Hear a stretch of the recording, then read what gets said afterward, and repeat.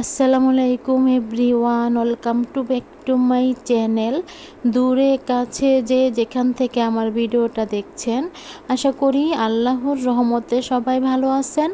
আলহামদুলিল্লাহ, আপনাদের দোয়া এবং ভালোবাসা আমরাও ভালো আছি। প্রতিদিনের মতো আমি আরও একটি ছোট্ট ভিডিও নিয়ে শুরু করলাম। আজকের ভিডিওটা রান্নাঘর থেকে শুরু করেছি। রান্নাঘরের জানলা দিয়ে না বাহিরের দিকে ক্যামেরা করে নিয়েছিলাম। দেখুন, দেখতে অনেকটাই ভালো লাগছিল, সবুজ দেখা যাচ্ছিল, সবুজ মাঠ দেখা যাচ্ছিল। আর আমার অনেক প্রিয় আফুরা কমেন্টে জিজ্ঞেস করেন যে আমার ছেলে ভালো আছে কিনা। হ্যাঁ আফুরা, আমার ছেলে ভালো আছে, মানে আমার বাবাটা ভালো আছে। আপনাদের দোয়া এবং ভালোবাসায় আলহামদুলিল্লাহ আমার ছেলে ভালো আছে। দেখুন, আগের ভিডিওতে দেখেছিলেন প্রেশার কুকার কিনেছিলাম। আজকে না আমি প্রেশার কুকারটা উদ্বোধন করছি সকালবেলা, তার জন্য আজকে খিচুড়ি রান্না করব প্রেশার কুকারে। তার জন্য প্রথমে প্রেশার কুকারটা বসিয়ে দিয়েছি, তারপর আমি কিন্তু পরিমাণ মতো তেল দিলাম, তারপরে কিন্তু পেঁয়াজটা দিয়েছি, পেঁয়াজ দিয়ে ভালো করে ভেজে নিয়েছি। এখন কিন্তু চালে ডালে মিক্স করে দিয়ে দিলাম। আমি কিন্তু 2 পদের ডাল দিয়েছি, মসুর ডাল, সাথে কিন্তু মুগ ডাল দিয়েছি, আর সাথে আলু দিয়েছি।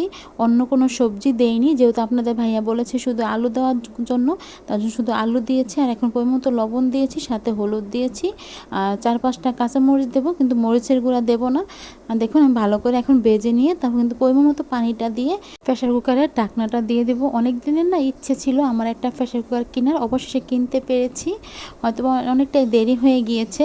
আপনাদের ভাইয়াকে না আমি বলছিলাম যে এখন তো আমাদের একটা প্রেশার কুকার হয়েছে, এখন শুধু একটা রাইস কুকার কিনতে পারলেই হবে, আর কিছু কিনা লাগবে না। আপনাদের ভাইয়া বলেছে যে পরে কিনে দেবে একটা রাইস কুকার। মানে এগুলো বিপদের বন্ধু, যখন মানে গ্যাস না থাকবে তখন কিন্তু রাইস কুকারে ভাত রান্না করা যাবে। যেহেতু এখন আমি সিলিন্ডার গ্যাসে বাসায় চলে আসছি, দেখা গেছে রাইস কুকারে ভাত রান্না করা যাবে, তার জন্য কিন্তু রাইস কুকার একটা কিনতে হবে। আপনাদের ভাইয়াকে বলছিলাম।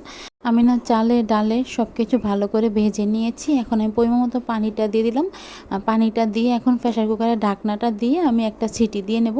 একটা কি দুটো সিটি দিয়ে নিলেই কিন্তু আমার খিচুড়িটা রান্না করা হয়ে যাবে। দেখুন, আমি ঢাকনাটা দিয়ে নিচ্ছি, প্রেশার কুকারের ঢাকনাটা। আর রান্নাঘরের জানলা দিয়ে কিন্তু বাহিরের দিকে ক্যামেরা করে নিচ্ছিলাম। বাহিরের বেশি কিছু দেখা যায় না, বাহিরের দৃশ্যগুলো দেখা যায়, মানে সবুজ মাঠ আর সামনে কলা গাছ দেখা যায়। এইটুকুই আমি আপনাদের সাথে পারি ভিডিওতে শেয়ার করতে, বেশি কিছু তার পারি না। তার জন্য ভিডিওর এই পর্যায়ে এসে বলছি, যদি আমার ভিডিওটা ভালো লাগে প্লিজ একটা লাইক দিয়ে ভিডিওটা দেখে নেবেন। আর যদি ভিডিওটা একবারে বেশি ভালো লেগে যায় তাহলে ভিডিওটা শেয়ার করে দিয়ে আমার চ্যানেলটা সাবস্ক্রাইব করে দিয়ে আমার পাশে থাকতে পারেন। কথা দিচ্ছি 24 ঘন্টা হলে আমি আপনাদের চ্যানেল থেকে ঘুরে আসব।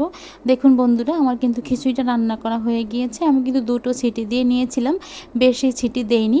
মানে প্রেশার কুকারে 2টো সিটি দেওয়ার পরে কিন্তু আমি চুলাটা অফ করে দিয়েছিলাম। দেখুন খিচুড়িটা রান্নাটা কত সুন্দর হয়েছে, আমি কাছ থেকে দেখাচ্ছি। আর দেখুন, চামচ দিয়ে কিন্তু বেড়ে দেখাচ্ছিলাম, একবারে বেশি পাতলাও হয়নি, আবার একবারে বেশি কিন্তু মানে শুকনো হয়নি খিচুড়িটা। দেখুন, দেখলেই বুঝতে পারবেন কালারটা কীরকম এসেছে খিচুড়ির কালারটা।